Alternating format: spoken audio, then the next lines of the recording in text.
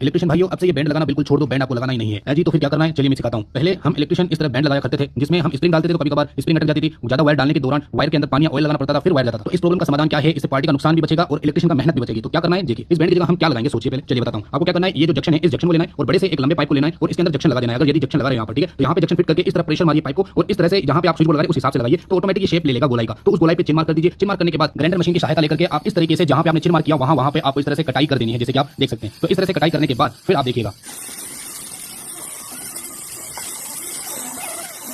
तो कटाई हो चुकी है। अब यहाँ पे हमें हैमर मशीन की आवश्यकता होगी।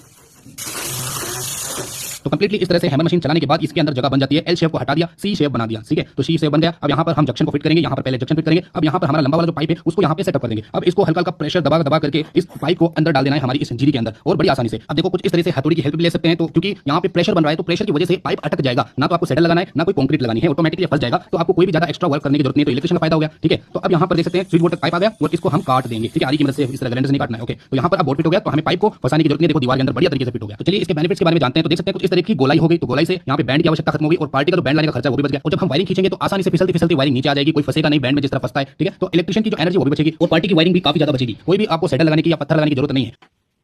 तो अब आप मुझे कमेंट करके बताइए तरीका कौन सा अच्छा है, ये वाला या फिर ये वाला। मुझे तो ये गोलाई वाला काफी पसंद आया। इसमें स्प्रिंग जाने में आसानी होती है, वायरिंग खींचने में बहुत आसानी होती है। पार्टी का भी फायदा, इलेक्ट्रिशियन का भी फायदा। हमसे जुड़े रहें।